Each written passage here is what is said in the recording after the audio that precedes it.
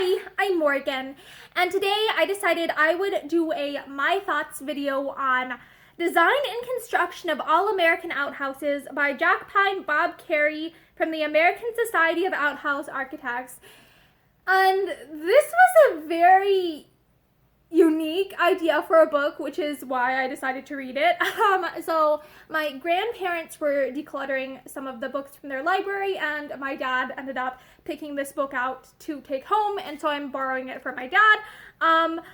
But I just saw the title and I'm like, what the heck is this? So that's why I read it, and I would describe this as being the sort of book that it's really not super substantial.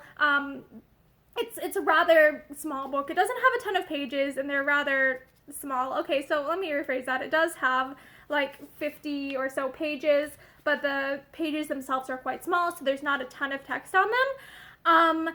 And it didn't really have diagrams, so if you are looking to build your own outhouse, this book, if I remember correctly, it has some very basic instructions that someone, if they're trained in carpentry, might be able to follow. But otherwise, if you are someone who is looking to build your own, you might want to look for like more substantial plans with like proper diagrams and stuff.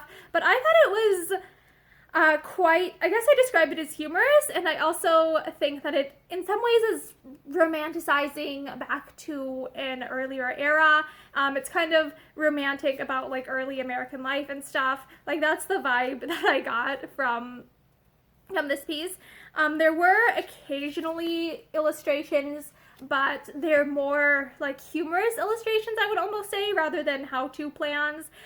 There was an anecdote in this about, like, how do I put this? There were some very funny parts. Like, there was this anecdote about how someone put dry cleaning solution down the outhouse, and like why it was trying to show like, hey, you don't want to use an outhouse as just an all-purpose trash can, because someone did that, and then someone else might have lit a match in the outhouse later and caused an issue.